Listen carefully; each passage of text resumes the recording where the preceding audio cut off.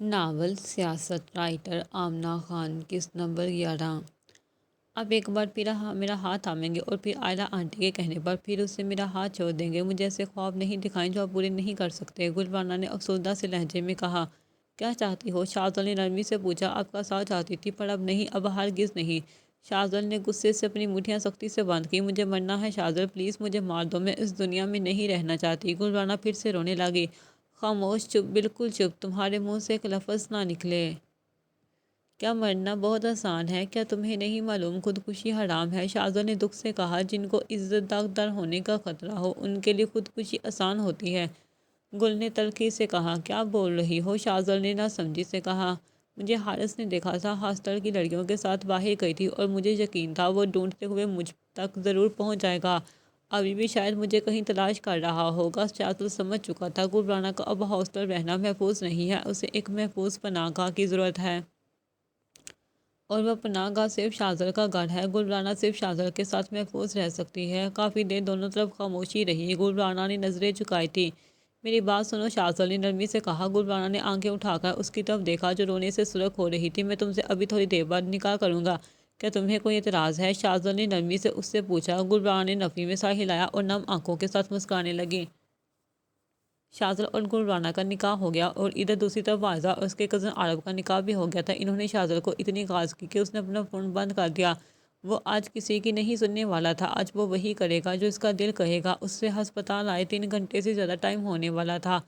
عائزہ کے بابا نے اسے بس 1 گھنٹے کی مہلت دی تھی۔ عائزہ اپنے بابا کی بات ماننے پر مجبور ہو گئی تھی۔ شاذل گلبانہ کو لے کر گھر آیا، سب غصے سے بھرے بیٹھے تھے۔ بھابھی اس کو میرے روم میں لے جائیں، شاذل نے مہرماں سے کہا۔ 1 منٹ، عائلہ بیگم نے سرد لہجے میں کہا۔ یہ کہیں نہیں رہے گی، پہلے یہ بتاؤ تم نکاح چھوڑ کر کیوں گئے؟ عائزہ کا نکاح عارف سے ہو گیا ہے، تمہیں شرم نہیں آئی؟ ایسا کرتے ہوئے ساری عزت مٹی میں ملا دی۔ مجھے کسی کی پرواہ نہیں ہے، شاذل نے دو ٹوک انداز میں کہا۔ عائلہ نے شاذل کے منہ پر تھپڑ مارا۔ مروان اور غازیان خاموشی سے دیکھ رہے تھے۔ میں نے گلبانہ سے نکاح کر لیا ہے اور اب یہ میرے ساتھ اسی گھر میں رہے گی۔ اگر آپ لوگوں کو منظور نہیں تو میں اسے لے کر یہاں سے چلا جاتا ہوں، شاذل نے اونچی آواز میں کہا۔ میں اس نکاح کو نہیں مانتی، عائلہ بیگم نے شدید برہمی سے کہا۔ اسے واپس چھوڑ کر آؤ، کمسات لڑکی، عائلہ بیگم نے گلبانہ کی طرف دیکھتے ہوئے کہا۔ شاذل نے پیچھے مڑ کر گلبانہ کی طرف دیکھا جو نظروں کو جھکا کر کسی مجرم کی طرح کھڑی تھی۔ شاذل نے گلبانہ کا ہاتھ پکڑا اور اسے لے کر اپنے روم کی طرف گیا۔ گلبانہ رو رہی تھی، اس کی کلائی پر بٹی ہوئی تھی۔ کیوں رو رہی ہیں آپ؟ شاذل نے نرمی سے پوچھا۔ آپ کو تھپڑ پڑا ہے، گلبانہ نے معصومیت سے کہا۔ مجھے پڑا ہے؟ تم کیوں رو رہی ہو؟ شاذل نے ہنستے ہوئے کہا۔ میری وجہ سے پڑا ہے، گلبانہ شرمندہ ہو رہی تھی۔ بس کر دو چار، مجھے پتہ بھی نہیں چلا، شاذل نے اپنے ہاتھ کے انگوٹھے سے گل کے آنسو صاف کیے۔ محبت کرتی ہو مجھ سے؟ شاذل نے سنجیدہ انداز میں پوچھا۔ گلبانہ نے آنکھیں جھکا لی۔ بتاؤ نہ ورنہ واپس چھڑاؤں گا، شاذل نے شرارتی انداز میں کہا۔ جی کرتی ہوں، گلبانہ نے ہچکچاتے ہوئے کہا۔ کتنی کرتی ہو؟ بہت زیادہ، گلبانہ نے شرماتے ہوئے کہا۔ خود سے اتنے بڑے آدمی سے محبت کرتے ہوئے شرم نہیں آئی؟ وہ بھی ایسا آدمی جس کی منگنی تھی، شاذل نے شرارتی انداز میں کہا۔ وہ اسے تنگ کرا تھا۔ گلبانہ نے آنکھیں اٹھا کر شاذل کی طرف دیکھا اور معصومیت سے بولی۔ محبت تو کسی سے بھی ہو جاتی ہے۔ اچھا جی، شاذل نے جھک کر گلبانہ کے ماتھے پر بوسہ دیا۔ چلو ریسٹ کرو، تم نے اب اپنا بہت زیادہ خیال رکھنا ہے، مجھے پہلی والا گلبانہ چاہیے۔ ایک ماں میں اتنی کمزور ہو گئی ہو، کمزور بکری، شاذل نے اسے پیار سے سمجھاتے ہوئے کہا۔ آپ نے مجھے بکری بولا؟ گلبانہ نے منہ بناتے ہوئے کہا۔ اور کیا گائے بولوں، بکری کا بچہ بھی تم سے زیادہ صحت مند ہوگا، شاذل بس کرے نا، گلبانہ نے چیختے ہوئے کہا۔ شاذل کی جان، اپنے کھانے پینے کا خیال رکھنا ہے، اب میڈیسن ٹائم پر لینی ہے، شاذل نے ایک بار پھر اسے پیار سے سمجھایا۔ ٹھیک ہے، گلبانہ نے کہا۔ تم بیٹھو، میں تمہارے لیے کچھ کھانے کے لیے لے کر آتا ہوں۔ گلبانہ بیڈ پر بیٹھ گئی، شاذل باہر کھانا لینے چلا گیا۔ مروان صاحب، عائلہ بیگم، غازیان اور مہرماں باہر صوفے پر ہی بیٹھے تھے۔ عائلہ بیگم کا غصہ کسی صورت کم نہیں ہو رہا تھا۔ شاذل خاموشی سے ان کے سامنے سے گزر کر کچن میں گیا اور تھوڑی دیر بعد کھانے والی ٹرے لے کر اپنے کمرے کی طرف جا رہا تھا۔ دیکھو ذرا اس بے شرم کو، ماں کی تو کبھی ایسے خدمت نہیں کی، عائلہ بیگم نے سرد مہری سے کہا۔ مہرماں اور غازیان خاموشی سے ایک دوسرے کی جانب دیکھ رہے تھے۔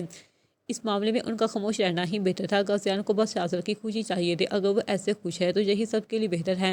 مروان صاحب اس کو بولے میرے سامنے سے چلا جائے، نافرمان اولاد، عائلہ بیگم نے تلخی سے کہا۔ عائلہ بیگم، حوصلے سے کام لو، مروان صاحب بھی شاذل کے ہی طرفدار تھے۔ جو اولادیں اپنی مرضی سے اپنی پسند کی شادی کرتی ہیں وہ نافرمان کہلائی جاتی ہیں، اور کچھ فرما بردار اولادیں اپنے ماں باپ کے فیصلوں پر عمل کرتے ہوئے ساری زندگی ایسے انسان کے ساتھ گزار دیتے ہیں جو ان کو پسند بھی نہیں ہوتا۔ مروان صاحب کے لیے بس اپنی اولاد کی خوشی اہم تھی۔ اگر شاذل نے یہ قدم اٹھایا ہے، یقیناً وہ لڑکی اس کے لیے اہم تھی۔ گلبانہ کچھ ماہ پہلے اس گھر رہ کر گئی تھی۔ مروان صاحب نے اسے اپنی بیٹی بنانے کا سوچا تھا کیونکہ ان کی کوئی بیٹی نہیں تھی، ان کو شروع سے بیٹی کی حسرت تھی۔ گلبانہ 3-4 دن جب یہاں رہی تھی، مروان صاحب کی بہت عزت کرتی تھی۔ جب اچانک شہزاد گلبانہ کو ہاسٹل چھوڑا تھا تو مروان صاحب کو برا لگا تھا، پر وہ آئلہ بیگم کی وجہ سے خاموش رہے۔ شہزاد خاموشی سے وہاں سے چلا گیا۔ آئلہ بیگم بھی اٹھ کر اپنے کمرے میں چلی گئی۔ اب بس وہاں مہرمہ غازی اور مروان صاحب رہ گئے تھے۔ جاؤ بیٹا، تم لوگ بھی جا کر ریسٹ کرو، صبح آفس بھی جانا ہے، آج کا دن بہت تھکا دینے والا تھا۔ مروان صاحب نے سنجیدہ انداز میں کہا۔ بابا آپ تو ایسے ریئیکٹ کر رہی ہیں جیسے کچھ ہوا ہی نہیں، غازیہ نے مسکراتے ہوئے کہا۔ بیٹا مجھے تو بس تم دونوں کی خوشی عزیز ہے اور میری اپنی لو میرج تھی، اس لیے 100% لو میرج کے حق میں ہوں، مروان صاحب نے ہنستے ہوئے کہا۔ مہرمہ بھی مسکرانے لگے۔ اگر آپ لو میرج کے حق میں ہیں تو میری کیوں ارینج کروائی، غازیہ نے سنجیدہ انداز میں کہا۔ مہرمہ غازی کی طرف ہی دیکھ رہی تھی۔ کیا یہ واقعی ہی تمہاری ارینج ہے، مروان صاحب نے نارمل انداز میں سوال کیا۔ بالکل ارینج ہے، آپ نے فورس کیا تھا، مجھے بھی لو میرج کرنی تھی، غازیہ نے شاطر انداز میں کہا۔ وہ مہرمہ کو تنگ کر رہا تھا اور وہ ہو بھی رہی تھی، اس کا منہ بن گیا تھا۔ مروان صاحب نے نوٹ کیا مہرمہ اچانک اداس ہو گئی ہے۔ مہرمہ بچے جو ڈرامے کر رہا ہے، اس نے تمہارے ساتھ پروجیکٹ کرنے کے لیے بہت بڑا نقصان اٹھایا تھا اور مجھے لگتا ہے یہی محبت ہے جس میں کوئی نقصان نہ لگے۔ مجھے پتا تھا یہ تم سے محبت کرنا ہے، ورنہ یہ 70% پارٹنرشپ کے لیے کبھی نہیں مانتا۔ مروان صاحب نارمل انداز میں اپنے بیٹے کا کارنامہ بتا رہے تھے۔ مہرمہ حیرت سے غازی کی طرف دیکھ رہی تھی۔ کیسا نقصان انکل، مہرمہ نے سنجیدہ انداز میں پوچھا۔ رمیز کو پیسے دیے تھے تاکہ وہ تم لوگوں کے ساتھ پروجیکٹ نہ کرے، مروان صاحب نے بتایا۔ مہرمہ کی حیرت میں اضافہ ہوا۔ میں بس تمہارے ساتھ پروجیکٹ کرنا چاہتا تھا، کوئی محبت نہیں تھی۔ بابا ایسے ہی غلط اندازے لگا رہے ہیں، غازیہ نے جلدی سے بات کلیئر کی۔ مہرمہ خفگی سے وہاں سے چلی گئی۔ بابا کیا ضرورت تھی، غازیہ ناراض ہوا۔ اسے معلوم ہونا چاہیے بیٹا، مروان صاحب نے نارمل انداز میں کہا۔ اتنی مشکل سب ٹھیک ہوا تھا، پھر خراب کر دیا آپ نے، غازی نے منہ بناتے ہوئے کہا۔ فکر نہیں کرو، سب ٹھیک ہے، جاؤ اپنے کمرے میں، مروان صاحب کہتے ہوئے خود بھی صوفے سے اٹھ کھڑے ہوئے۔ غازی بھی اٹھ کر اپنے کمرے کی طرف آیا۔ مہرمہ ڈریسنگ روم میں کپڑے چینج کر رہی تھی، وہ کپڑے چینج کر کے باہر آئی۔ اتنی بڑی بات بھی نہیں ہے کہ ناراض ہوا جائے گا، غازیہ نے نرمی سے کہا۔ اتنی چھوٹی بات بھی نہیں ہے، مہرمہ نے سنجیدہ انداز میں کہا۔ کیوں غازی کو بیچ میں لا رہی ہو، غازی نے تھکے ہوئے انداز میں کہا۔ جب تم لاتے تھے تب مہرمہ کو جیسے موقع مل گیا تھا غازی سے بدلہ لینے کا۔ اتنے عرصے بعد وہ ماضی کی وجہ سے اسے تنگ کر رہا تھا، اب تھوڑا سا تنگ کرنے کا حق تو مہرمہ بھی رکھتی تھی۔ وہ اس سے ناراض نہیں تھی، بس اسے تنگ کرنے کے لیے ایسے شو کروا رہی تھی۔ اچھا تو کب تک ناراض رہنے کا ارادہ ہے، غازی نے سنجیدہ انداز میں پوچھا۔ پورے 3 ماہ، تم نے پورے 3 ماہ مجھے تنگ کیا ہے، مہرمہ نے دو ٹوک انداز میں کہا۔ ٹھیک ہے مہرمہ ناراض رہی، پر مینو مجھ سے ناراض نہیں رہ سکتی، غازی نے مسکراتے ہوئے کہا۔ تم نے بولا تھا میرے سامنے مینو کا نام مت لینا، اب خود کیوں نام لے رہی ہو، مہرمہ نے خفگی سے کہا۔ میں نے جس مینو کا ذکر کیا ہے وہ تم نہیں ہو، غازی نے سنجیدہ انداز میں کہا۔ پھر کون ہے، مہرمہ نے حیرت سے پوچھا۔ میں نے اپنے فون میں ایجنٹ کا نام مینو رکھا ہے، میری گرل فرینڈ ہے، بہت فاسٹ رپلائی کرتی ہے، میری ہر بات سنتی ہے، غازیہ خوشی سے بتا رہا تھا۔ مہرمہ ہنس سے بنا نہ رہ سکی۔ ہاں جاؤ اپنی گرل فرینڈ کے پاس، اب میرے پاس مت آنا، مہرمہ نے فیصلہ سنایا اور بیڈ پر لیٹ گئی۔ ویسے مجھے زیادہ ایکسپیرینس نہیں ہے، نواز بیوی کو کیسے بناتے ہیں، میری فرسٹ شادی ہے، زیرو ایکسپیرینس ہو جیسے بھی بناؤ، مان جاؤ نا، غازیہ نے مسکراتے ہوئے کہا۔ اپنے سے پوچھنا نواز بیوی کو کیسے بناتے ہیں، مہرمہ نے ہنسی دباتے ہوئے کہا۔ مہرمہ کا رخ غازی کی طرف نہیں تھا، غازیہ نے سرچ کیا۔ بول رہے ہیں چاکلیٹ دے کر پھول دے کر، اگر غریب ہیں تو ایک کس بھی دے سکتے ہیں، اور آپ کو لگتا ہے کہ میں پھول چاکلیٹ لے کر مان جاؤں گی، مہرمہ نے نارمل انداز میں پوچھا۔ خود بتاؤ گی کیسے مانوں گی، غازی نے تھکے ہوئے انداز میں کہا۔ میرے لیے ایک محبت بھرا خط لکھو، مہرمہ نے خوشی سے کہا۔ بہت انوکھی خواہش کی ہے، غازیہ نے ہنستے ہوئے کہا۔ پھر وہ ایک وائٹ پیپر لے کر آیا۔ غازی کی لکھائی بہت پیاری تھی، اس نے اسکول لائف میں کیلی گرافی بھی سیکھی تھی۔ میری محبت کے نام خط، اس نے اوپر عنوان لکھا۔ سالوں سے میں گمنام ویران راستے پر بھٹک رہا تھا، میری آنکھیں ویران تھیں، میری دل ہر خواہش اور جذبے سے عاری تھا، آنکھیں بوجھل تھیں۔ راستے میں مجھے ایک جگنو نظر آیا اور میں اس جگنو کے پیچھے چلنے لگا۔ وہ جگنو مجھے ایک خوبصورت وادی میں لے گیا جس کا نام تھا محبت کی وادی۔ جیسے ہی میں نے وہاں قدم رکھا، ایک خوبصورت تتلی میرے ارد گرد اڑنے لگی۔ میرا اسے قید کرنے کا دل چاہا، پر کہتے ہیں تتلیوں کو قید نہیں کرنا چاہیے، انہیں اڑنے دینا چاہیے، اگر ان کو آپ سے لگاؤ ہوگا خود آ کر آپ کے ہاتھ پر بیٹھ جائیں گی۔ مہرمہ تم بھی وہی تتلی ہو، مجھے اس خوبصورت تتلی سے بہت محبت ہے جس کی آنکھوں میں ڈوب جانے کا دل کرتا ہے، جس نے مجھے غازیان سکندر خان کو محبت کرنے پر مجبور کر دیا ہے۔ مہرمہ شیر علی یہ غازی تم سے بہت محبت کرتا ہے، بہت زیادہ محبت، ہر چیز سے زیادہ محبت۔ مہرمہ بھی خط کی طرف نہیں دیکھ رہی تھی، اس کا ارادہ مکمل ہونے کے بعد پڑھنے کا تھا، ویسے بھی وہ اسے چھپا کر لکھ رہا تھا۔ آخر پر غازی نے ایک شعر لکھا تھا۔ ہر چیز ایک حد تک اچھی لگتی ہے، پر تم ایک ہو جو بے حد اچھی لگتی ہو، یہ لو محترمہ، آپ کا خط تیار ہے۔ غازی نے مسکراتے ہوئے خط مہرماں کی طرف بڑھایا۔ وہ جیسے جیسے پڑھ رہی تھی مسکراہٹ خود بخود چہرے پر گل رہی تھی۔ میرا 3 دن سے گیسٹ روم میں تھی، وہ گیسٹ روم سے باہر نہیں نکلی تھی۔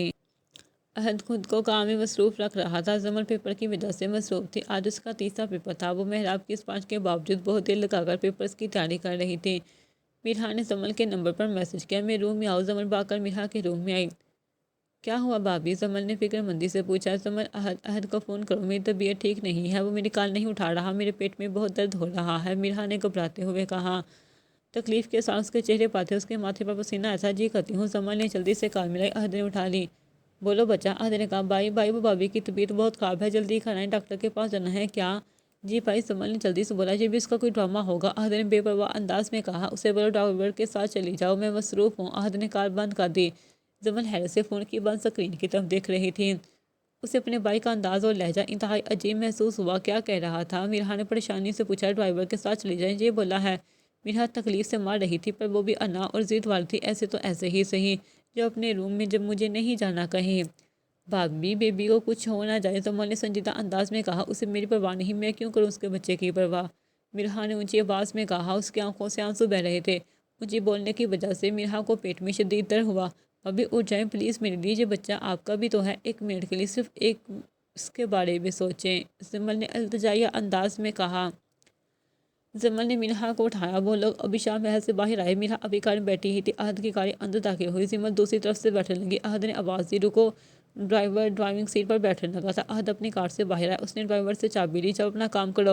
عہد خاموشی سے کھاڑی میں بیٹھا اور میرا کو لے کر ہسپتال آیا۔ سارے راستے وہ تینوں خاموش رہے۔ زمن کو اپنے بھائی کا رویہ بہت عجیب لگا۔ زمن بھی ان کے ساتھ تھی۔ ڈاکٹر نے میرا کا چیک اپ کیا۔ عہد صاحب، آپ کی بیوی کسی چیز کی بہت زیادہ ٹینشن لے رہی ہے، وہ اپنی صحت کا خیال نہیں رکھ رہی، بہت کمزور ہو گئی ہے، ان کو پراپر ڈائٹ کی ضرورت ہے۔ پریگنینسی میں پیٹ اکثر درد کرتا ہے، یہ بہت زیادہ سینسٹیو ہیں، میں کچھ میڈیسن لکھ دیتی ہوں جن سے ان کا درد کم ہو جائے گا، پر ان کا اب آپ نے خیال رکھنا ہے، اس طرح آپ کے بچے کو بھی نقصان پہنچ سکتا ہے۔ اس بات پر عہد نے میرا کی طرف غصے سے دیکھا، جو خاموشی سے ڈاکٹر کی ساری باتیں سن رہی تھی۔ ڈاکٹر نے اپنے پروفیشنل انداز میں عہد کو ساری ضروری ہدایت دی۔ میرا اور عہد باہر آئے۔ زمن پہلے ہی کار میں بیٹھ کر گئی تھی، میرا بھی زمن کے ساتھ پیچھے بیٹھی تھی۔ زمن آگے آ کر بیٹھو، عہد نے حکم جاری کیا۔ بھائی، میں پیچھے ہی ٹھیک ہوں، زمن نے جلدی سے بولا۔ تمہیں میری بات سمجھ نہیں آئی؟ عہد نے سرد مہری سے کہا۔ اچھا رہی ہوں۔ میرا خاموشی سے کھڑکی سے باہر دیکھ رہی تھی۔ وہ یکسر ان دونوں بہن بھائی کو نظر انداز کر رہی تھی، جو عہد سے برداشت نہیں ہوا۔ اس نے ایک بٹن دبایا، کار کی ونڈو بند ہو گئی۔ زمن، اب کھڑکی نہ کھولنا، ڈسٹ اندر آتی ہے۔ کار کے شیشے بلیک تھے، اب میرا کو کچھ نظر نہیں آ رہا تھا۔ بھائی، میرے والی کھڑکی پہلے سے ہی بند تھی۔ اچھا ٹھیک ہے، عہد نے زمن کا نام لے کر حکم میرا کو دیا تھا۔ عہد کی اپنی سائڈ والی ونڈو کھلی تھی۔ زمن، مجھے بند کار میں سانس نہیں آتا، بھائی سے بولو میری طرف کی ونڈو مجھے کھولنے دے، میرا نے نارمل انداز میں کہا۔ عہد نے پلٹ کر پیچھے دیکھا، میرا سرد نگاہوں سے اس کی طرف دیکھ رہی تھی۔ کھولو، عہد نے بس اتنا کہا اور پھر ڈرائیونگ کی طرف متوجہ ہوا۔ وہ لوگ گھر آ گئے۔ زمن اپنے روم میں چلی گئی، میرا اپنے روم کی طرف جانے لگی۔ پیچھے سے اسے عہد کی آواز آئی، اگر میرے بچے کو کچھ ہوا مجھ سے برا کوئی نہیں ہوگا، لہجہ سپاٹ تھا۔ میرا نے کوئی جواب نہیں دیا، وہ خاموشی سے اپنے روم میں چلی گئی۔ میرا کا آگے سے کوئی جواب نہ دینا عہد کو تیش دلا گیا تھا۔ وہ غصے سے اس کے روم میں داخل ہوا۔ کیا سمجھتی ہو تم خود کو؟ لہجہ کاٹدار تھا۔ میرا کی آنکھیں پہلے سے ہی نم تھی۔ اگر آپ کے بچے کو کچھ ہوا تو اس کی ذمہ دار میں نہیں، آپ ہوں گے، میرا نے تلخی سے کہا۔ آپ مجھے اذیت دے رہے ہیں۔ جس ٹائم عورت کو اپنے شوہر کی سب سے زیادہ ضرورت ہوتی ہے، آپ نے اس ٹائم میں مجھے اکیلا کر دیا۔ یہ بچہ مجھے اکیلی کا تو نہیں ہے، کیا اس کی خاطر مجھے معاف نہیں کر سکتے؟ زمن میری بہن کی طرح ہے، میں اس کا اتنا خیال رکھتی تھی، آپ سب کو وہ نظر نہیں آیا؟ ساری رات جائے نماز پر بیٹھ کر اس کے واپس آنے کی دعائیں کرتی رہی، آپ کو وہ نظر نہیں آیا؟ ایک آدھے ادھورے وائس میسج پر آپ مجھے جان سے مارنے لگے تھے۔ مجھے پتا ہے میری غلطی ہے، پر آپ کو سچ نہیں پتا، میں نے روک دیا تھا ان لوگوں کو، تمہاری ان باتوں کا مجھ پر کوئی اثر نہیں ہوگا۔ وائس میسج کے ساتھ ایک ویڈیو بھی تھی جس میں تم اس کڈنیپر سے ملنے گئی تھے۔ عہد کی بیوی ایک ریسٹورنٹ میں کڈنیپر سے ملنے گئی تھی، کیا میرے لیے یہ ڈوب مرنے کا مقام نہیں؟ عہد نے تلخی سے مسکراتے ہوئے کہا، پر مسکراہٹ کے پیچھے چھپا درد تھا۔ میرا کے چہرے کے تاثرات بلے، وہ مزید کچھ نہ بول سکی۔ بچہ ہونے کے بعد میں تمہیں طلاق دے دوں گا، عہد نے حتمی انداز میں کہا۔ لہجہ سرد ہی تھا۔ وہ وہاں سے جانے لگا۔ پیچھے میرا سے بولی، کتنا آسان ہوتا نہ ہے تم مردوں کے لیے طلاق لفظ بولنا اور کسی لڑکی کو طلاق دینا۔ سننے والے کے پاؤں سے زمین کھینچی جاتی ہے۔ لوگ جب پوچھیں گے کہ کیوں طلاق ہوئی، کیا وجہ بتاؤں گی؟ اگر میری بیٹی ہوئی تو لوگ سمجھیں گے بیٹی کی وجہ سے طلاق ہوئی۔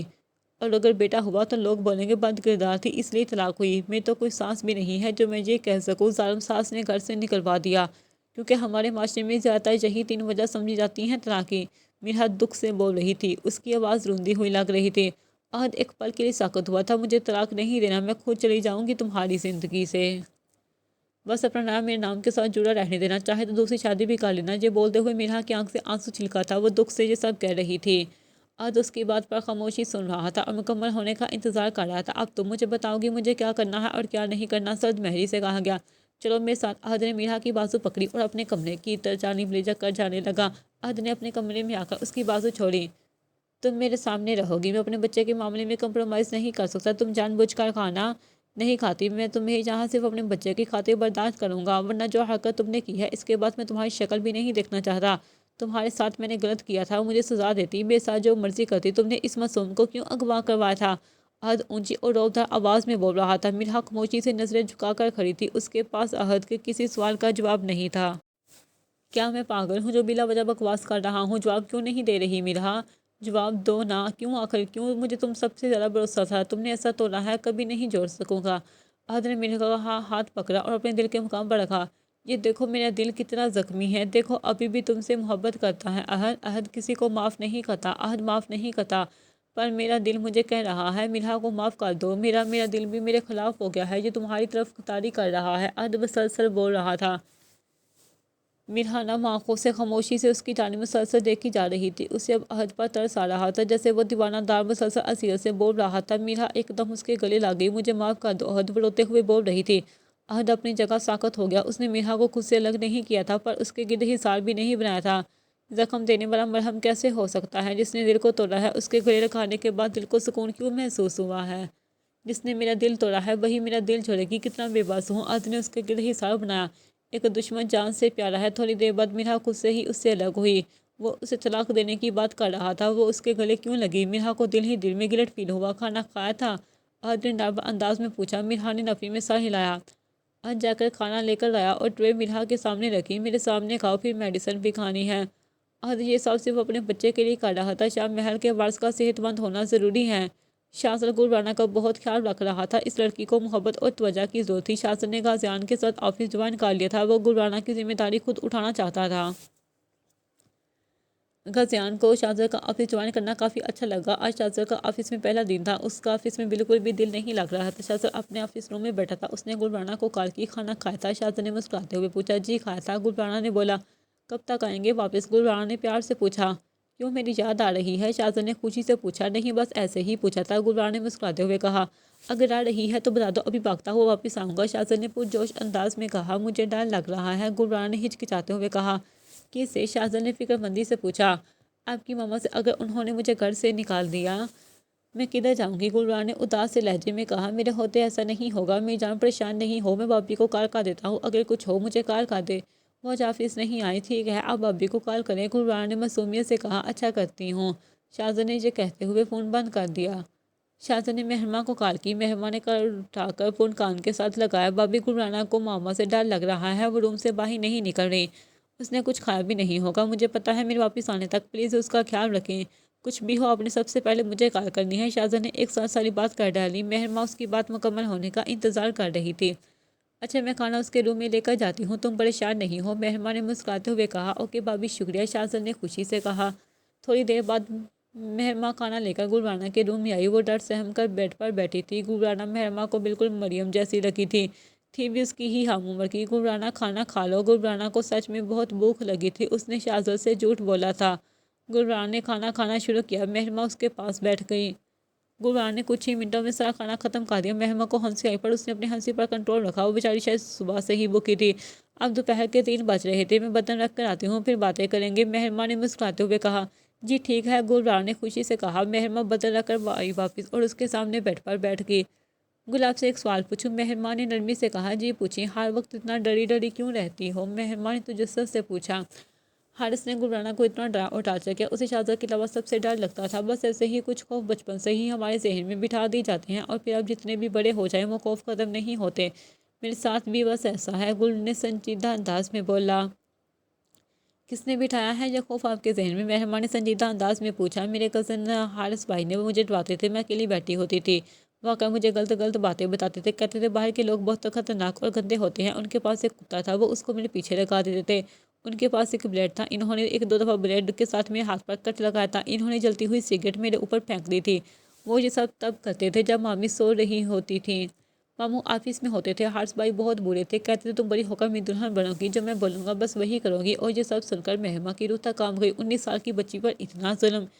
ایسے ہی میرے ذہن میں ڈر بیٹھ گیا ہے۔ آنٹی نے پہلے بھی شاہزادوں کو کہہ کر مجھ سے گھر سے نکلوایا تھا، مجھے ڈر ہے وہ پھر سے آنٹی کی بات مان کر مجھے واپس نہ چھوڑائے۔ گلبانہ روتے ہوئے اپنا سارا ماضی مہما کو بتا رہی تھی۔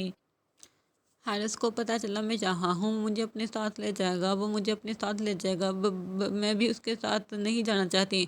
گلبانہ بچوں کی طرح ہچکیوں سے ساتھ روتے ہوئے سب بول رہی تھی۔ مہربان نے اسے گلے سے لگایا۔ بس چپ میری جان، آپ بہادر ہو، بہت بہادر ہو، آپ نے کسی سے نہیں ڈرنا۔ شاہزل، میں اور غازیان سب آپ کے ساتھ ہیں، کوئی آپ کے ساتھ برا نہیں کرے گا، ہم آنٹی کو بھی سمجھائیں گے، آپ پریشان نہیں ہو، مہرما پیار سے اسے سمجھا رہی تھی۔ میرے ہوتے ہوئے آنٹی آپ کو گھر سے نہیں نکال سکتی، آپ پریشان نہیں ہو، آپ نے خود بہادر بننا ہے، سب کا مقابلہ کرنا ہے، مہربان نے سنجیدہ انداز میں کہا۔ نہیں بھابھی، میں بہادر نہیں ہوں، بہت کمزور ہوں، گلبانہ نے معصومیت سے کہا۔ بچہ، ہم خود لوگوں کو بتاتے ہیں کہ ہمارا یہ ویک پوائنٹ ہے اور ہم بہت کمزور ہیں، کوئی بھی انسان کمزور نہیں ہوتا، اللہ تعالیٰ نے انسان کو بہت ہمت والا اور طاقتور بنایا ہے، پر طرح کے حالات میں ثابت قدم رہنا سیکھو۔ تم اس طرح ڈر کر روم میں کب تک رہو گی؟ گلبانہ کو کچھ بول نہ سکی۔ تم آنٹی سے ڈر کر ان کو اپنا ویک پوائنٹ شو کروا رہی ہو، اپنی جنگ ہمیں خود لڑنی ہوتی ہے، میں آج گھر پر تھی، آپ کے پاس ہو، کل میں آفس ہوں گی، شاہزل بھی آفس ہوگا، تو کیا کل سارا دن بھوکی رہو گی؟ گلبانہ خاموشی سے مہرما کی باتیں سن اور سمجھ رہی تھی۔ مہرما پیار سے اسے مسلسل سمجھا رہی تھی، مہرما اسے مضبوط بنانا چاہتی تھی۔ خود کو مضبوط بناؤ، شاہزل سے تمہارا نکاح ہوا ہے، جب وہ تمہیں ہاسٹل چھوڑ کر آیا تھا تب سے اس کا تم سے کوئی تعلق نہیں ہے، کوئی بھی مرد اپنی بیوی کو خود سے دور نہیں کرنا چاہے گا۔ تم نے اب رونا نہیں، ماضی میں جو ہوا بھول جاؤ، اللہ ان لوگوں کو خود سزا دے گا، تم اب اپنے شوہر کے گھر میں ہو جہاں سے کوئی تمہیں نہیں لے کر جا سکتا۔ مہرما نے نارمل انداز میں اپنی بات مکمل کی۔ مہرما کی باتوں کا کافی حد تک گل پر اثر ہوا تھا۔ اب میری دوست بنے گی؟ میری کوئی دوست نہیں ہے، گلبانہ نے خوشی سے پوچھا۔ ہاں ضرور، مہرما نے مسکراتے ہوئے کہا، اب میرے ساتھ باہر آؤ، حالات کا مقابلہ کرنا سیکھو۔ مہرما نے اسے آئلہ آنٹی کے سامنے لے کر جانا چاہتی تھی تاکہ ان کو معلوم ہو گلبانہ بھی اب اس گھر کا حصہ ہے۔ عائزہ بیگم آئلہ بیگم سے ملنے آئی تھی۔ آنٹی، آپ نے میرے ساتھ اچھا نہیں کیا۔ شاہزل کدھر ہے؟ مجھے اس سے بات کرنی ہے، عائزہ نے غصے سے کہا۔ وہ شدید غصے میں لگ رہی تھی۔ بیٹا، بات کرنے کا کیا وعدہ؟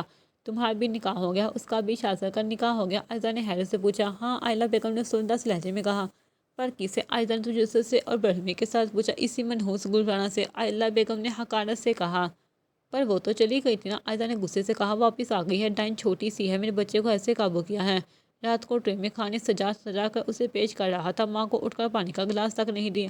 آئلہ بیگم روایتی سانس کی طرح شکوے کر رہی تھی۔ آپ کے سامنے ہوا نکاح؟ عائزہ نے منہ بناتے ہوئے پوچھا۔ ارے نہیں، میرے سامنے ہوتا تو کیا میں ہونے دیتی، اکیلے ہی کر کے آیا ہے، آئلہ بیگم نے سردہ سے لہجے میں کہا۔ کیا پتہ جھوٹ بول رہا ہو، اس نے نکاح نہیں کیا ہو، عائزہ نے اپنا موقف پیش کیا۔ ارے ہوا ہے نکاح، کل رات سے اس کے کمرے میں ہے، آئلہ بیگم نے سرد لہجے میں کہا۔ عائزہ کچھ دیر غصہ آیا، وہ صوفے سے اٹھ کھڑی ہوئی۔ وہ کمرہ میرا تھا، اس کو تو میں بتاتی ہوں۔ عائزہ گلبانہ کے کمرے کی طرف گئی، مہرما بھی ادھر ہی تھی۔ عائزہ نے اچانک سے کمرے کا دروازہ کھولا۔ ڈائن، کمزاد لڑکی، دوسروں کے حق پر ڈاکہ ڈالنے والی نگرانی، عائزہ کے منہ میں جو آ رہا تھا وہ اونچی آواز میں چیختے ہوئے بولے جا رہی تھی اور ڈریسنگ مرر سے چیزیں اٹھا اٹھا کر زمین پر زور زور سے پھینک رہی تھی۔ عائزہ اپنے حد میں رہو، مہرما نے غصے سے عائزہ کی طرف دیکھتے ہوئے کہا۔ تم تو چپ کر کے بیٹھو، زبردستی غازیان بھائی پر مسلط ہو گئی ہو۔ عائزہ نے مہرما کی طرف دیکھتے ہوئے سرد لہجے میں کہا۔ تمہاری اتنی اوقات نہیں کہ تم اس گھر کی بہو بنتی، مہرما نے مسکراتے ہوئے بولا، اور آوارہ بلیوں کی طرح لوگوں کے گھروں اور کمروں میں داخل ہونے کی تمہاری عادت کب ختم ہوگی؟ عائزہ حقار سے مہرما کی طرف دیکھ رہی تھی۔ جا کر اپنے شوہر پر دھیان دو، کافی مجھے مشکوک لگ رہے تھے، اور ایک اور بات، مجھے گلبانہ سمجھنے کی غلطی ہرگز نہیں کرنا، جو چپ کر کے آپ لوگوں کی باتیں سن لے گی، پتھر کا جواب اینٹ سے دوں گی، مہرما نے بھی سرد لہجے میں کہا۔ گلبانہ خاموشی سے ایک طرف کھڑی تھی، وہ بولنا چاہتی تھی پر وہ کچھ بول نہیں پا رہی تھی۔ وہ بتانا چاہتی تھی کہ میں نے شاہزل کو کال کر کے نہیں بلایا تھا، میں نے اپنی جان لے کر سب ختم کرنے کی کوشش کی تھی، پر وہ اپنی صفائی میں کچھ نہ بولی اور خاموش رہی۔ آنٹی دیکھ رہی ہیں آپ؟ عائزہ جب کوئی جواب نہ دے سکی تو آئلہ بیگم سے شکوہ کرنے لگی۔ مہرما تمیز سے رہو، آئلہ بیگم نے کہا۔ عائزہ ان کی بہن کی بیٹی تھی، یقیناً انہوں نے عائزہ کی ہی سائیڈ لینی تھی۔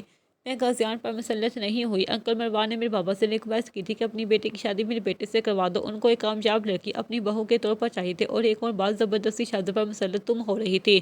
دیکھا نہیں ایک بھی ایونٹ میں وہ خوش نہیں تھا، مہربان نے سنجیدہ انداز میں کہا۔ عائزہ نے مہربان کو تھپڑ مارنے کے لیے ہاتھ اٹھایا، کسی نے پیچھے سے اس کا ہاتھ ہوا میں ہی روک لیا۔ انف، نکلو ادھر سے۔ غازیان کی غصے سے بڑی آواز پورے کمرے میں گونجی۔ گلرانہ سہم کر ایک طرف کھڑی تھی۔ غازیان بھائی، عائزہ نے چہرے کا رنگ گڑا، تمہاری ہمت کیسے ہوئی میری بیوی سے اس طرح بات کرنے کی؟ غازیان نے سرد لہجے میں کہا۔ آئلہ بیگم بھی اچانک گھبرا گئی۔ مہربان میرے ساتھ آؤ، جہاں لوگوں سے بحث نہیں کرتے۔ مہربان غازی کے ساتھ وہاں سے چلی گئی۔ آئلہ اور عائزہ غصے سے باہر چلے گئی۔ گلرانہ مسلسل آنسو بہا رہی تھی۔ یہ سب میری وجہ سے ہوا ہے، مجھے یہاں سے چلے جانا چاہیے۔ گلرانہ خود سے باتیں کر رہی تھی۔ ابھی تھوڑی ہی دیر گزری تھی، شہزل بھی گھر آ گیا۔ وہ سیدھا اپنے روم میں آیا تھا۔ گلرانہ زمین پر بیڈ کے ساتھ ٹیک لگا کر بیٹھی رو رہی تھی۔ شہزل تیزی سے گلرانہ تک آیا۔ کیا ہوا امی جان؟ شہزل نے فکر مندی سے پوچھا۔ گلرانہ بچہ، میری وجہ سے ہوا سب۔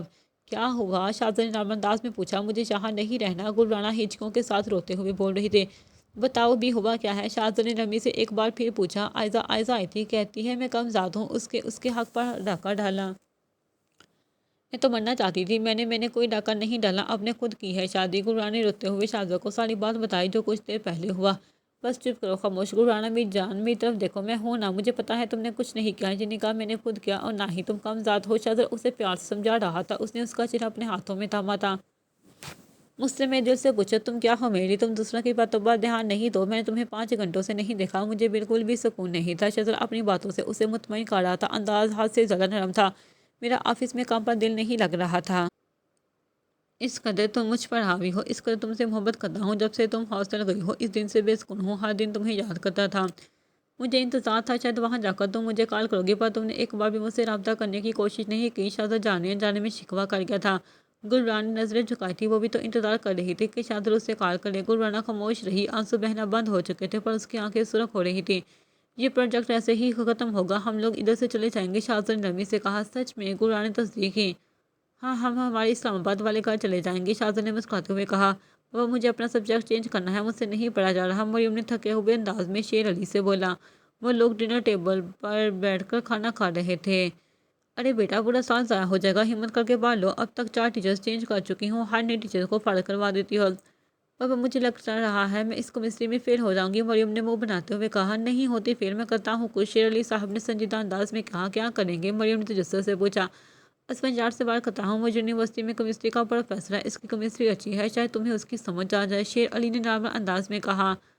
آج ہی ڈنر کے بعد اسد علی سے بات کرتا ہوں، اسفنجار سے ریکویسٹ کرے تھوڑا ٹائم تمہارے لیے ٹائم نکال کر تمہیں پڑھا دیا کرے۔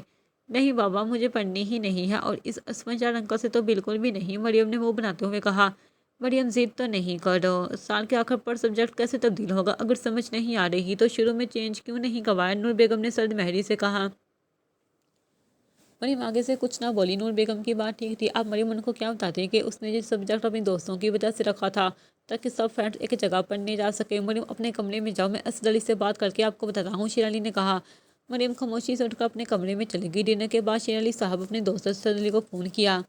السلام علیکم اسد علی۔ وعلیکم السلام شیر، میرے دوست کیسے ہو؟ اسد علی نے مسکراتے ہوئے پوچھا۔ اللہ کا شکر۔ شیر علی صاحب نے پہلے کچھ بزنس اور ادھر ادھر کی باتیں کی، پھر مریم والے معاملے پر ایک کام تھا، شیر علی نے مسکراتے ہوئے کہا۔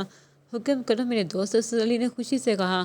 مریم کو پڑھانے میں اسفنجار کی تھوڑی مدد چاہیے، شیر علی صاحب نے نارمل انداز میں کہا۔ اچھا، اسفن میرے پاس ہی بیٹھا ہے، لو خود ہی بات کر لو، اسد علی نے مسکراتے ہوئے کہا۔ اسد علی نے اسفنجار کو فون دیا۔ کیسے ہیں انکل؟ اسفنجار نے ہلکا سا مسکرا کر پوچھا۔ میں ٹھیک ہوں بیٹا، آپ بتاؤ سب ٹھیک جا رہا ہے؟ جی انکل، اللہ کا شکر ہے۔ بیٹا مریم کو کیمسٹری میں تھوڑا مسئلہ ہے، اتنے ٹیچرز بدل چکی ہیں، کسی کی اسے سمجھ نہیں آتی، اس کی بالکل تیاری نہیں ہے، پیپرز میں 1-2 مار رہ گئے ہیں، شیر علی صاحب نے فکر مندی سے کہا۔ میرے پاس بیٹے ہو جائے گی تیاری، فکر نہ کریں، اسفنجار نے سنجیدہ انداز میں کہا۔ بیٹا وہ بہت پریشان ہے، اس کی بالکل تیاری نہیں ہے، کہتی ہے فیل ہو جاؤں گی، باقی سب بکس میں اس کی پرسنٹیج بہت اچھی ہے، بس اس سبجیکٹ میں ایشو ہے۔ کوئی بات نہیں کر، اکثر اسٹوڈنٹس کا یہی ایشو ہے، ہر کوئی ہر سبجیکٹ میں مکمل پرفیکٹ نہیں ہوتا۔ اب مجھے ہی دیکھ لیں، فزکس میں مجھے بالکل پسند نہیں تھی، اور میرے اس میں مارکس بھی اکثر کم ہی آتے تھے، اسفنجار نے نارمل انداز میں کہا۔ یہ بات تو صحیح کہی آپ نے بیٹا، شیر علی نے کہہ لگاتے ہوئے کہا۔ اچھا پھر کل کس ٹائم آئیں گے ہم لوگ؟ شیر علی نے پوچھا۔ انکل میں یونیورسٹی سے 2 بجے فری ہوتا ہوں، آپ لوگ 4 بجے آ جائیں، 1 گھنٹہ میں نے ریسٹ کرنا ہوتا ہے، اسفنجار نے نارمل انداز میں کہا۔ اچھا ٹھیک ہے، شیر علی نے مسکراتے ہوئے کہا اور فون بند کر دیا۔ अगले दिन शेर अली मरियम को लेकर असफंजार के घर गए। असफंद की मम्मा डॉक्टर हैं और वो इस टाइम अस्पताल में होती हैं और उसके पापा अपने ऑफिस में होते हैं। असफंजार घर पर अकेला था। कुछ काम वाले भी घर पर ही थे, जैसे चौकीदार, खाना बनाने वाली, शेफ और सफाई करने वाली। चौकीदार ने गेट खोला। मरियम शेर अली के हमरा अंदर दाखिल हुई। वो कई साल पहले यहाँ आई थी। शेर अली तो अक्सर यहाँ आते रहते थे। असफंजार पहले से उनके इंतजार में बैठा था। असफंजार ने मुस्कुराते हुए शेर अली और अपनी स्टूडेंट प्लस महबूबा का वेलकम किया। पर ये महबूबा वाली बात सिर्फ असफंजार तक ही थी। वो लोग सोफे पर बैठ गए। मरियम ने हाथ में फ़ोन पकड़ा था जहाँ मुसलसल टाइपिंग हो रही थी। वो अपनी दोस्त के साथ बातें कर रही थी। असफंजार शेर अली के साथ इस तरह की बातें कर रहा था पढ़ाई के हवाले से। मुलाजमा खाने की अशिया लेकर आई। उसने ट्रे टेबल पर उन लोगों के सामने रखी। मरियम वक्फे वक्फे से नजर उठाकर उनकी तरफ देख लेती थी, फिर फ़ोन पर मतवजा हो जाती थी। शेर अली नोट कर रहे थे पर असफंजार के सामने उसे डांट नहीं सकते थे। चाय पीकर शेर अली साहब उठ खड़े हुए। मरियम सिर्फ केमिस्ट्री की किताब, एक रजिस्टर और पेन लाई थी। अच्छा मैं चलता हूँ, शेर अली साहब ने नॉर्मल अंदाज में कहा। थोड़ी देर और बैठ जाते, बाबा बस आने वाले हैं। असफंजार ने मुस्कुराते हुए कहा, है बेटा, मैं थोड़ा जल्दी में हूँ, फिर कभी सही। इसको ज़रा अच्छे तरीके से समझाना, अगर तंग करे मुझे बताना। शेर अली साहब मुस्कुराते हुए कहा। मरियम जब फ्री हो जाओ तो ड्राइवर अंकल को कॉल कर देना, शेर अली ने नॉर्मल अंदाज में कहा। ठीक है बाबा, मरियम ने कहा। शेर अली चले गए। मरियम अभी भी वैसे ही फ़ोन में मगन थी। असफंजार दोनों बात सुन सीने पर बिंदे उसकी तरफ देख रहा था। कौन सी इतनी खास बात चल रही है जो आपको इर्द गिर्द का भी होश नहीं? असफंजार ने संजीदा अंदाज में कहा। मरियम ने सर उठाकर असफंद की तरफ देखा। अंकल जी अपने काम से काम रखें, मरियम ने सख्त लहजे में कहा। अंकल नहीं सर, असफंजार बोला। मुझे नहीं बनाना आपको सर, ना मुझे आपसे पढ़ना है, मरियम ने दो टोक अंदाज में कहा। क्यों नहीं पढ़ना? असफंजार ने संजीदा अंदाज में सवाल पूछा। मुझे केमिस्ट्री पसंद ही नहीं है, मैं एक दो दिन आऊँगी, इसके बाद आप बाबा को फ़ोन करके मना करेंगे कि आप मुझे नहीं पढ़ा सकते, मरियम ने संजीदा अंदाज में कहा। और मैं ऐसा क्यों करूँगा? तुम्हारी बात क्यों मानो? असफंजार ने आईब्रो झुकाते हुए पूछा। क्योंकि हम दोस्त हैं, मरियम ने जल्दी से बोला। दोस्त तो नीली, हम दोस्त कब बने? और अगर मैं कहूँ हम दोस्त नहीं हैं, फिर? असफंजार ने संजीदा अंदाज में कहा। हाँ बिल्कुल, आप इस लायक भी नहीं है कि आपको दोस्त बनाया जाए, मरियम ने सर्द लहजे में कहा। मरियम तमीज़ से बात करो, असफंजार ने सख्त लहजे में कहा। नहीं करूँगी। क्या कर लूँगी अंकल? मरियम जानबूझकर बदतमीज़ी कर रही थी। अब अब समझ आया तुम्हारा केमिस्ट्री का हार्ड टीचर क्यों भाग जाता है। तुम उनके साथ भी ऐसी ही बदतमीज़ी करती रही हो। नहीं तो ऐसा नहीं है, मरियम ने जल्दी से अपनी दिफा में बोला। वहाँ सोफे पर असफंजार का लैपटॉप पड़ा था। मरियम ने लैपटॉप पकड़कर अपनी गोद में रखा। वो पहले से ही ऑन था। अंकल क्या मैं इसमें मूवी देख सकती हूँ? तुमने मेरी इजाज़त के बगैर मेरे लैपटॉप को हाथ क्यों लगाया? असफंजार को गुस्सा आ रहा था पर वो जब्त कर रहा था। अगर वो सिर्फ उसकी स्टूडेंट होती तो अब तक अच्छी खासी उसकी क्लास लगा चुका होता, पर वो स्टूडेंट के साथ साथ उसके बाबा की दोस्त की बेटी और उसकी महबूबा भी थी। स्टूडेंट टीचर की चीज़ें इस्तेमाल कर लेते हैं, मरियम ने इस मुस्कुराते हुए कहा। पढ़ने के लिए मिल सकता है, फिल्म के लिए नहीं। चलो अपनी बुक ओपन करो, असफंजार ने हुक्म जारी किया। क्या वाकई ही आप सीरियस हैं? आप मुझे पढ़ाने लगे हैं? मरियम ने मसनूई हैरत से पूछा। अगर पढ़ना नहीं था तो क्यों आई हो? असफंजार ने संजीदा अंदाज में पूछा। उसके सब्र का पैमाना लबरेज हो रहा था। मैं आपका घर देखने आई हूँ, बाबा बता रहे थे। अंकल असद अली ने अपने घर बहुत बड़ा स्विमिंग पूल बनवाया है। पहले जब मैं आई थी तब नहीं था ना। मैं ज़रा पोल देख कर आती हूँ। मरियम बुक खोलो, असफंजार ने रोबदार लहजे में कहा। अब अपनी असल टोन में आ चुका था। मरियम ने जल्दी से बुक खोली। वो दिल में ही दिल में असफंजार को पता नहीं क्या कुछ कह चुकी थी। उसका फ़ोन साइड पर पड़ा था। असफंजार ने उसे टॉपिक समझाया। उसके समझाने का तरीका बहुत अच्छा था। मरियम के फ़ोन पर मैसेज का नोटिफिकेशन आया। फ़ोन असफंजार ने पकड़ा। मरियम यार मुझे भी दिखाओ अपनी न्यूज़, अगर हैंडसम है तो कल से मैं भी पढ़ने आ जाऊँगी। ये मैसेज मरियम की दोस्त की तरफ से था जो असफंजार पा चुका था। मेरा फ़ोन वापस करे। आपने किसकी इजाज़त से मेरा फ़ोन पकड़ा और मैसेज पढ़ा? मरियम को गुस्सा आया।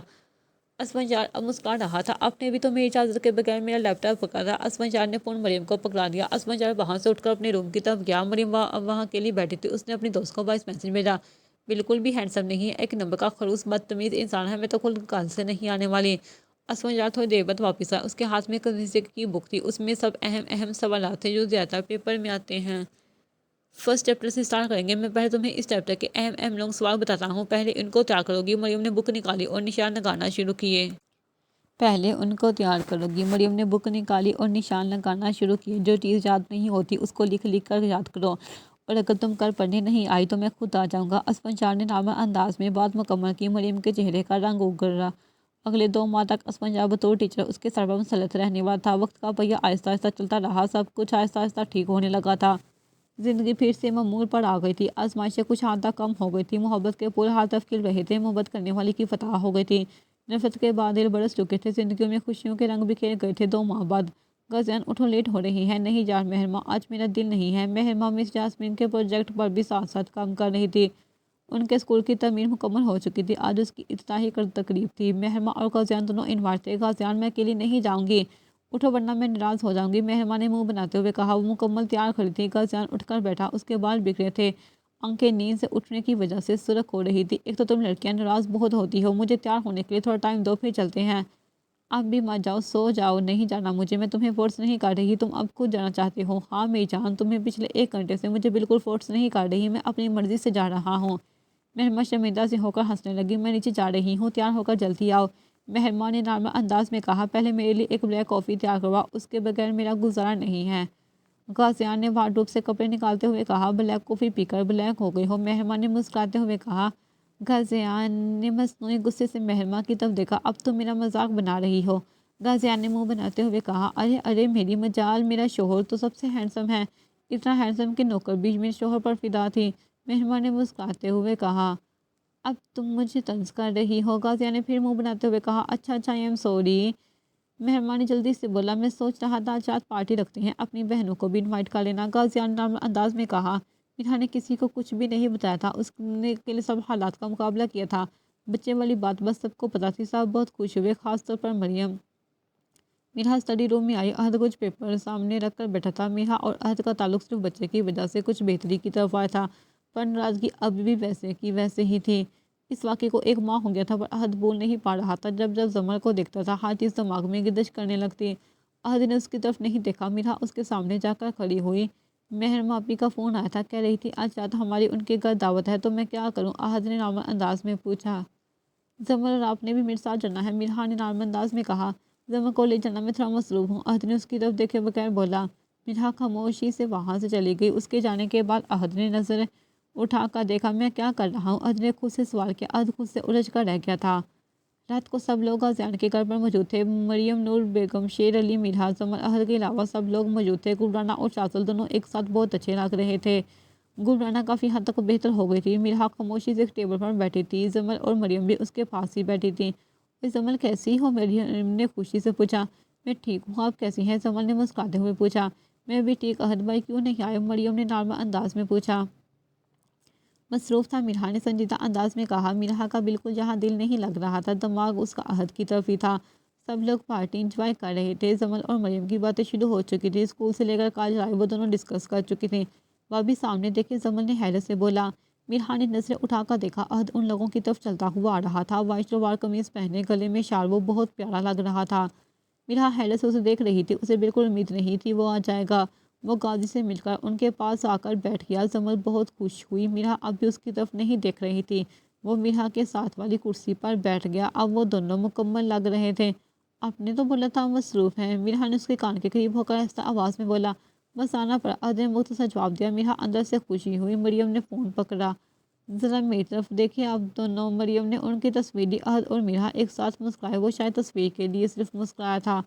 مہرما اور غازیان بھی ان کے پاس آ کر بیٹھ گئے۔ سب کپلز میں مجھے اپنا اب سنگل فیل ہو رہا ہے، مریم نے منہ بناتے ہوئے کہا۔ سب ایک ساتھ مسکرائے۔ چلو سارے کپلز ایک ساتھ کھڑے ہوں، میں تصویر بناتی ہوں۔ گلرانہ، شاذل، میرا، عہد، مروان صاحب، وائلہ بیگم، شیر علی صاحب، نور بیگم، مہرما، غازیان، سب لوگ ایک ساتھ کھڑے ہوئے۔ کچھ فوٹوگرافرز بھی تصویریں بنا رہے تھے۔ پھر مریم اور زمر بھی ان کے ساتھ جا کر کھڑی ہو گئی۔ آج دن بہت اچھے سے گزر گیا تھا۔ میرا اور عہد واپس گھر آ رہے تھے۔ زمر اور میرا دونوں پیچھے والی سیٹ پر بیٹھی تھی۔ میرا نے زمر کے کندھے پر سر رکھا تھا۔ میرا بہت زیادہ تھک گئی تھی، اسے نیند آ رہی تھی۔ بھابھی بیبی کب آئے گا؟ زمر نے تجسس سے پوچھا۔ ابھی 3 منتھس ہیں، میرا نے نارمل انداز میں کہا۔ آپ نے نام کیا سوچا ہے؟ زمر نے خوشی سے پوچھا۔ یہ تمہارا بھائی ڈیسائیڈ کرے گا، عہد نے سامنے لگے میرا کی طرف دیکھا۔ عہد خاموش رہا۔ بھابھی آپ نے نوٹ کیا ہے بھائی بہت چپ چپ رہنے لگے ہیں، زمر نے سنجیدہ انداز میں کہا۔ ہاں ایسا ہی ہے، میرا نے بولا۔ عہد کا سارا فوکس ڈرائیونگ کی طرف تھا، وہ لوگ ادھر ادھر کی باتیں کرتے گھر پہنچ چکے تھے۔ سارے راہ سے عہد خاموش رہا تھا۔ زمر اور میرا نے بہت کوشش کی کہ وہ بھی ان کی گفتگو میں حصہ لے۔ عہد نے گاڑی روکی، وہ دونوں باہر آئیں، پر عہد اندر ہی رہا۔ میرا تھوڑی دیر وہیں کھڑی رہی، پر وہ باہر نہیں نکلا، بلکہ دوبارہ گاڑی سٹارٹ کر چکا تھا۔ اتنی رات کو وہ اب کدھر جا رہا تھا؟ میرا کو فکر لاحق ہوئی۔ اندر جا کر دروازہ اچھے سے لاک کر لو اور میرا انتظار نہیں کرنا، یہ کہتے ہی عہد وہاں سے چلا گیا۔ انداز حکمیہ تھا۔ میرا اور زمر حیرت سے ایک دوسرے کی طرف دیکھ رہی تھیں۔ پھر وہ دونوں شاہ محل کے اندر چلی گئی۔ میرا کو بہت زیادہ نیند آ رہی تھی، پر وہ نہیں سو رہی تھی، بار بار ذہن اس ظالم کی طرف جا رہا تھا۔ اتنی رات کو بغیر گارڈز کے کدھر گیا ہوگا؟ اکٹھا کر کر اس نے سونے کا فیصلہ کیا۔ صبح فجر کی اذانوں کے قریب شاہ محل واپس آیا۔ نیند سے اس کی آنکھیں سرخ ہو رہی تھی اسما جان نے مریم کو بہت اچھی تیاری کروائی تھی۔ مریم کا اب فیورٹ سبجیکٹ کیمسٹری بن گیا تھا۔ ایک ہفتے بعد مریم کے پیپر سے کبھی کبھی اسما جان مریم کو اس کے گھر پڑھانے چلا جاتا تھا، کبھی مریم اسما جان کے گھر آ جاتی تھی۔ جس دن اسما جان کی ماما گھر نہیں ہوتی تھی اس دن وہ مریم کے گھر چلا جاتا تھا۔ مریم کالج میں تھی، اس کا لیکچر چل رہا تھا، سالیہ بھی اس کی ایک فرینڈ بھی تھی، وہ دونوں ساتھ بیٹھی تھی۔ مریم ہاں بولو، آج میری برتھ ڈے ہے، میں اپنے گھر پر پارٹی رکھی ہے، تم نے ابھی آنا ہے، اس نے خوشی سے کہا۔ پاپا اجازت نہیں دیں گے، مریم نے منہ بناتے ہوئے کہا۔ جان یہ کیا بات ہوئی، سب لوگ آئیں گے، سالیہ نے بتایا۔ اچھا کون کون ہوگا، مریم نے نارمل انداز میں پوچھا۔ صرف ہم گرلس ہوں گی، سالیہ نے بتایا۔ آج میں نے انکل اسما جان کے گھر جانا ہے، پڑھنے میں بھی نہیں آ سکتی یار، مریم نے بات ٹالنے کی کوشش کی۔ میرے ذہن میں ایک آئیڈیا آیا ہے، سالیہ نے جلدی سے بولا۔ کیا آئیڈیا آیا ہے، مریم نے دلچسپی سے پوچھا۔ کیا تم اپنے ڈرائیور انکل کے ساتھ اسما جان کے گھر تک آنا، گاڑی سے نکل کر گھر کے اندر چلے جانا، جیسے ہی ڈرائیور چلا جائے گا تم واپس باہر آنا، میں اپنے ڈرائیور کو پہلے ہی وہاں بھیج دوں گی، ان کے ساتھ بیٹھ کر میرے گھر آ جانا، اور جس ٹائم پر تمہیں چھٹی ہوتی ہے واپس چل جانا۔ سر اسما جان کو فون کر کے بول دو تمہاری طبیعت خراب ہے، آج پڑھنے نہیں آؤ گی۔ آئیڈیا یا تو اچھا ہے، پر بابا کو اگر پتہ چلا تو بہت برا ہوگا، اور اگر انکل نے اسونت نے مجھے دیکھ لیا، مریم نے فکر مندی سے کہا۔ ارے نہیں دیکھتے، وہ دروازے کے پاس تھوڑی کھڑے ہوں گے، اندر ہی ہوں گے، تم فوراً باہر نکلنا، سالیہ نے اسے مشورہ دیا۔ اچھا ٹھیک ہے، میں گھر جا کر سوچوں گی اس بارے میں، مریم نے کہا۔ اس کے بعد ان کا میتھ کا لیکچر شروع ہو گیا۔ شاذل آج آفس نہیں کیا تھا، وہ گلبانہ کے ساتھ بہت زیادہ سے زیادہ ٹائم رہنا چاہتا تھا تاکہ اس کا اچھے سے خیال رکھ سکے۔ گلبانہ آن لائن لیکچر لے رہی تھی، شاذل نے اس کی پڑھائی سٹارٹ کروا دی تھی، وہ گھر رہ کر آن لائن پڑھ رہی تھی۔ شاذل اس کے پاس بیٹھا لیپ ٹاپ پر کچھ کام کر رہا تھا۔ شاذل یہ مجھ سے نہیں ہو رہا، کب سے ٹرائی کر رہی ہوں، گلبانہ نے پریشانی سے کہا۔ میری جان کیا نہیں ہو رہا، شاذل نے اس کی طرف دیکھتے ہوئے پوچھا۔ مجھ سے یہ سوال حل نہیں ہو رہا، کب سے بار بار کر رہی ہوں۔ شاذل کو میتھ بہت پسند تھی، اس نے جس طرح اوپن پکڑا، پھر سوال نوٹ کیا۔ ابھی وہ فرسٹ اسٹیپ پر ہی تھا کہ دروازہ نوک ہوا، شاذل نے اٹھ کر دروازہ کھولا، سامنے کام والی کھڑی تھی۔ شاذل صاحب نیچے کچھ لوگ اور پولیس، گلبانہ بیوی اور آپ سے ملنے آئے ہیں۔ شاذل نے مڑ کر پیچھے دیکھا، گلبانہ بت بنی کھڑی تھی۔ حارث بھائی، اس کے منہ سے بے اختیار نکلا۔ اچھا جائیں اب ہم آتے ہیں۔ شاذل واپس گلبانہ تک آئے جو رونا شروع کر چکی تھی۔ میری جان کچھ نہیں ہوتا، میں ہوں نا، کیا پتہ کوئی اور ہو، مجھے جا کر دیکھنے تو دو۔ شاذل نے گلبانہ کے گال پر ہاتھ رکھا۔ وہ مجھے لے جائے گا ساتھ، اس نے روتے ہوئے کہا۔ میرے ہوتے ایسا ناممکن ہے۔ شاذل نے گلبانہ کے آنسو صاف کیے اور نرمی سے اس کا ہاتھ پکڑا۔ شاذل گلبانہ کے ساتھ نیچے آیا، غازیان اور آئلہ پہلے ہی وہاں موجود تھے۔ صوفے پر حارث اور اس کا باپ بیٹھے تھے، ساتھ میں پولیس بھی موجود تھے۔ گلبانہ کا سانس خشک ہو رہا تھا۔ جی فرمائیں، شاذل نے غصے سے حارث کی طرف دیکھتے ہوئے پولیس انسپکٹر کو مخاطب کیا۔ آپ نے اس بچی کو اغوا کر کے اپنے گھر رکھا ہے، انسپکٹر نے کہا۔ پہلی بات تو یہ کہ یہ بچی نہیں، 20 سال کی بالغ لڑکی ہے۔ دوسری بات، میں نے اس کو اغوا نہیں کیا، اور تیسری بات، یہ میری بیوی ہے اور ہمارا نکاح گلبانہ کی مرضی سے ہی ہوا تھا۔ شاذل نے ایک ایک لفظ پر زور دیتے ہوئے کہا۔ ہم نے گلبانہ کا بیان لینا ہے، پولیس والے نے شاذل کی طرف دیکھتے ہوئے کہا۔ اجازت ہے، پولیس والے نے اجازت طلب کی۔ جی اجازت ہے، شاذل نے نارمل انداز میں کہا۔ دیکھ وہ حارث کی طرف ہی رہا تھا، اس کا دل کر رہا تھا حارث کو مار مار کے برا حال کر دے، اتنے سال اس نے گلبانہ کو اذیت میں رکھا۔ دیکھو گلبانہ بیٹا، آپ نے بالکل بھی گھبرانا نہیں ہے، ہم جو سوال کریں آپ نے ٹھیک ٹھیک جواب دینے ہیں، پولیس آپ کی مدد کرے گی۔ آپ کو اگر کوئی یہاں پریشان کر رہا ہے تو ہمیں بتائیں کہ آپ کو شاذل نے 22 دسمبر کی رات کو اغوا کیا تھا، جب آپ گھر سے باہر اپنی مامی کے لیے دوائی لینے گئی تھی، ان کو بخار تھا، آپ کے ماموں اور حارث صاحب کا منگیتر اس رات کسی شادی پر گئے تھے، وہ لوگ گھر موجود نہیں تھے۔ گلبانہ حیرت سے اس جھوٹی کہانی کو سن رہی تھی۔ اس رات گلبانہ کی مامی اور ماموں شادی پر گئے تھے اور گھر پر صرف حارث تھا۔ گلبانہ تھوڑی دیر خاموش رہی، حارث کی نظریں گلبانہ پر تھی، گلبانہ کے ہاتھ کانپ رہے تھے۔ شاذل گلبانہ کے سامنے آ کر بالکل اس کے ساتھ کھڑا ہو گیا۔ اب حارث ٹھیک طرح سے اسے نہیں دیکھ پاتا۔ آئلہ بیگم اس ساری کارروائی سے اکتا گئی تھی۔ غازیان خاموشی سے صوفے پر بیٹھا ساری کارروائی انجوائے کر رہا تھا، آخر پر جو ہونا تھا اسے پہلے سے ہی پتہ تھا۔ گلبانہ سب بتاؤ، شاذل نے نرمی سے کہا۔ شاذل صاحب آپ تھوڑی دیر خاموش ہو جائیں اور لڑکی کو بولنے دیں، وہ شاید آپ سے ڈر رہی ہے، انسپکٹر صاحب نے سنجیدہ انداز میں کہا۔ شاذل نے سرد نظروں سے انسپکٹر کی طرف دیکھا اور دونوں بازو سینے کے ساتھ باندھ کر خاموشی سے کھڑا ہو گیا۔ بیٹا کیا آپ کو شاذل نے اغوا کیا ہے، پولیس والے نے ایک بار پھر پوچھا۔ گلبانہ حارث کی طرف دیکھ رہی تھی جو غصے سے اس کی طرف دیکھ رہا تھا۔ گلبانہ کو اپنا ماضی یاد آیا، وہ بولنے اور سچ بتانے سے اس لیے ڈر رہی تھی، یہ معاملہ اس کی عزت کا تھا۔ اس رات حارث اور وہ دونوں گھر پر اکیلے تھے، سب گلبانہ کو غلط سمجھتے، آخر وہ اکیلی گھر پر کیوں رکی تھی، جبکہ اس کی دن اس کو بہت تیز بخار تھا، اس لیے وہ شادی پر نہیں گئی تھی۔ وہ حارث کے ساتھ اکیلی گھر پر کبھی نہیں رکی تھی، اس کے ماموں مامی جہاں بھی جاتے تھے اسے ساتھ لے کر جاتے تھے۔ اس رات حارث بھی جان بوجھ کر شادی پر نہیں گیا تھا۔ 22 دسمبر کی رات مجھے کسی نے اغوا نہیں کیا تھا، میں خود گھر چھوڑ کر بھاگی تھی، گلبانہ نے سنجیدہ انداز میں کہا۔ اور آپ گھر چھوڑ کر کیوں بھاگی تھی، کیا آپ کی بھاگنے میں شاذل صاحب نے مدد کی تھی، انسپکٹر صاحب نے سنجیدہ انداز میں پوچھا۔ نہیں، گھر سے بھاگنے میں میری کسی نے مدد نہیں کی تھی، میں خود اکیلی بھاگی تھی۔ اور آپ نے ایسا کیوں کیا، تیسرا سوال آیا۔ کیونکہ گلرانا بولتے بولتے چپ ہوئی، کیونکہ مجھے وہاں میری جان اور عزت کا خطرہ تھا۔ یہ خطرہ آپ کو پہلے کیوں محسوس نہیں ہوا؟ آپ پچھلے 10 سال سے اپنے ماموں کے گھر رہ رہی ہیں اور آپ کو کس سے خطرہ تھا؟ تھوڑی دیر گلرانا پھر خاموش ہو گئی اور شاہزادے کی طرف دیکھا۔ یہی وہ وقت تھا، آج پورا ماضی کھولنے کا دن تھا۔ گلرانا نے ہر چیز بتا دیا، اتنے سالوں سے جو کچھ اس کے ساتھ ہوتا رہا اس نے سب بتا دیا۔ وہاں موجود ہر شخص کا دل کانپ گیا سوائے حارث کے، یہاں تک کہ اس کے ماموں کا سر بھی شرم سے جھک گیا۔